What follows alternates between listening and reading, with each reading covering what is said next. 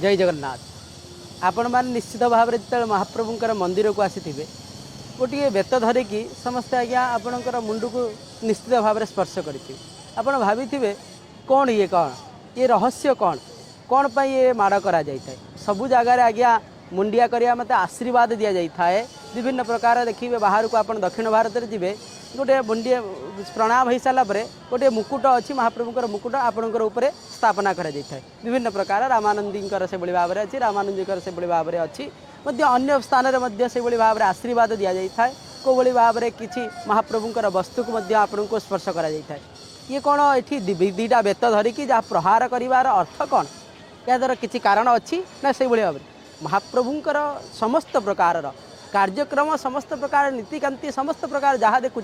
सबकि रहस्यमय सर्वम रहस्य पुरुषोत्तम से देवे न जानाति कुत मनुष्य आज्ञा सबुआड़े मुंडिया आशीर्वाद ये मुंडिया माड़ होता है पुणी माड़ देकी पुणी कौन आपड़ पैसा दिंती माड़ खाई पैसा दबार ये परंपरा आज्ञा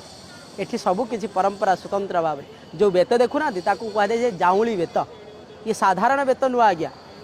जेपरी भाव में आम देखुं महाप्रभुंर बहुत प्रकार कथा रही मंदिर को आप साधारण मंदिर बोली भावतु नहीं श्री मंदिर बोली कहुई था सब मंदिर मंदिर ये हूँ श्री मंदिर से भाव में महाप्रभुंर ये जो बेत कहुई था जाऊँली बेत कहुई था ये जाऊँली बेत साक्षात गौरींकर अवतार बोली कहुई था कारण जितेबले महाप्रभुंर पूजा अर्चना करा जाए अर्थात 10 महाविद्यांकर पूजा अर्थात नवरात्र पूजा होता है 16 दिनात्मक पूजा होता से भाव में ये प्रतिहारी सेवकंकर ता सहित खुंटिया सेवकंकर घरे मध्य पूजा पाई आज्ञा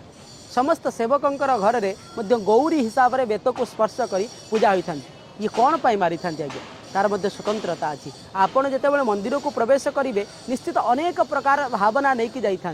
घर संसार भावना विभिन्न प्रकार भावना ये भावना को महाप्रभुंर पाखे जो दर्शन करेंगे ये भावनार्थ जाइए संसार चिंतार जाइए ये संसार चिंता को किपरि भाव में दूरीभूत हे जिते आपण को माड़ मरा ना जिते सारे आपन को मारी था कौन कही केन्द्रीभूत कर यही जो जगह को आस जो पाठ पढ़ुच से कथा को केन्द्रीभूत कर से केवल आपणकर मुंड को टच करवा मात्र के स्पर्श करवा मात्र के आपड़ कौन होता है ना सांसारिक ज्ञान पलि था महाप्रभुंर चिंता आसी था से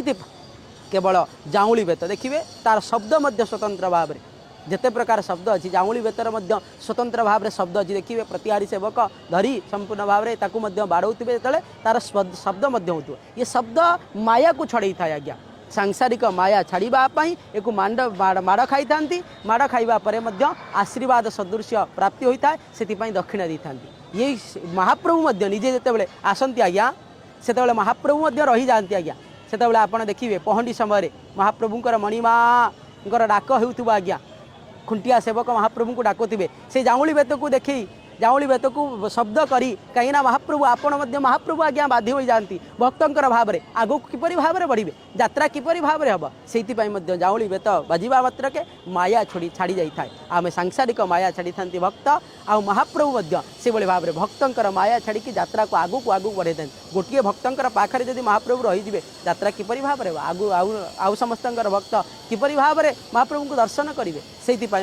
माया छड़ाई स्वतंत्र भाव में महाप्रभुंर पाखरे से जाऊँली बेतर परंपरा अच्छी प्रत्येक दशहरा समय महाप्रभुंर से पूजा होता जहाँकि स्पर्श होता है क्या ना देवी सुभद्रांकर पाखरे स्पर्श हो घरे रखी सब प्रत्येक दिन पूजा होता जो पूजार बेत स्वतंत्र भाव में घरे रही है आ जो आपड़ देखुं जो बेत ये केवल आशीर्वाद देवाई आउ समस्त को से माया को छाड़ापी ये हूँ महाप्रभुंर पाखरे गोटे सेवा। जय जगन्नाथ।